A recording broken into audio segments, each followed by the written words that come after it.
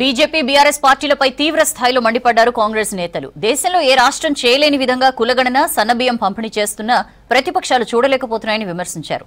10 ఏళ్ల పాలనలో చేయని అభివృద్ధిని రాష్ట్ర ప్రభుత్వం చేస్తుంటే బీఆర్ఎస్ జీర్ణించుకోలేకపోతోందన్నారు. కంచి గచ్చిబౌలి భూములపై బీజేపీ విష ప్రచారం చేస్తోందని ఫైర్ అయ్యారు హస్తం నేతలు.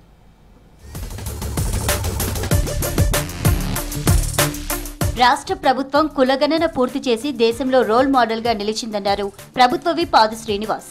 రాజన్న సిరిసిల్ల జిల్లా వేములవాడలో 7-8 వార్డుల్లో జై బాపు, జై భీమ్, జై సంవిధాన్ పాదయాత్రను ప్రారంభించారు. దేశంలో ఎక్కడా లేని విధంగా కాంగ్రెస్ సర్కార్ సన్నబియ్యం పంపిణీ చేస్తోందన్నారు ఆది శ్రీనివాస్. ప్రజల మధ్యలో విడదీసేటువంటి కార్యక్రమం అమలు చేస్తే చూస్తూరుకోమని చెప్పినటువంటి కార్యక్రమాన్నే ప్రధానంగా జై బాపు, జై భీమ్, జై సంవిధాన్ పేరిట ఆల్ ఇండియా కాంగ్రెస్ కమిటీ ఇచ్చిన పిలుపులో భాగంగా వేముల నియోజకవర్గంలో పట్టణంలో తిప్పాపూర్లో కాలనీ మొత్తం కూడా తిరుగుతూ ప్రజలను చైతన్యవంతం చేయడం జరిగింది. హైదరాబాద్ కంచె గచ్చిబౌలి భూములపై బీఆర్ఎస్, బీజేపీ విష ప్రచారం చేస్తున్నాయని మండిపడ్డారు కాంగ్రెస్ ఎంపీ చామల కిరణ్ కుమార్ రెడ్డి. గచ్చిబౌలి భూముల్లో జూ పార్క్ కంటే ఎక్కువగా జంతుజాలం ఉన్నట్లు పెయిడ్ ఆర్టిస్టులతో బీఆర్ఎస్ సోషల్ మీడియాలో పోస్టులు పెడుతుందని విమర్శించారు చామల. 1,000 కోట్ల రూపాయల భూమిని, మన ఆస్తిని దోసుకునే ప్రయత్నం చేస్తే ప్రభుత్వం కాపాడి దాంట్లో ఏం చేస్తారన్న కార్యక్రమాలు ఇంకా మేము చెప్పకముందే మేము దాన్ని అమ్ముతామని, మేము అమ్మేస్తున్నామని, మా చుట్టాలకు ఇస్తున్నామని, మా బామ్మర్దులకు ఇస్తున్నామని వీళ్ళే పిట్టకథలు రాసి తెలంగాణ ప్రజలందరినీ కన్ఫ్యూజ్ చేసే ప్రయత్నం చేశారు.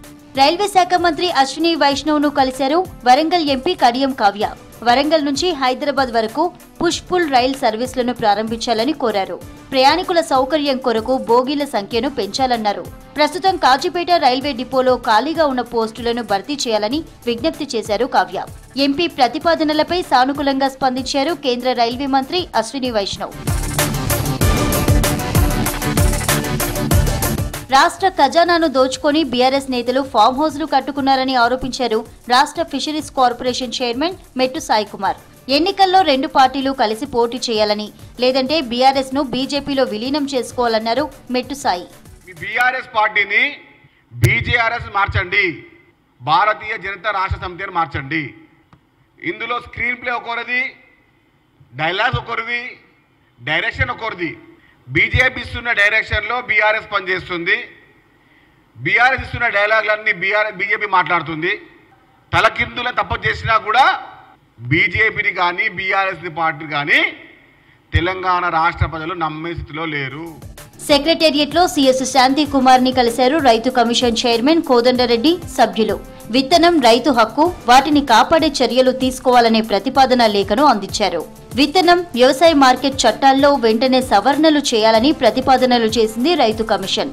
నకిలీ విత్తనాల అమ్మకాలపై కఠిన చర్యలు తీసుకోవాలని సూచించింది కమిషన్. రైతు సంక్షేమం కోసం పనిచేస్తున్న వ్యవసాయ శాఖను వ్యవసాయ, రైతు సంక్షేమ శాఖగా మార్చాలని సూచించింది.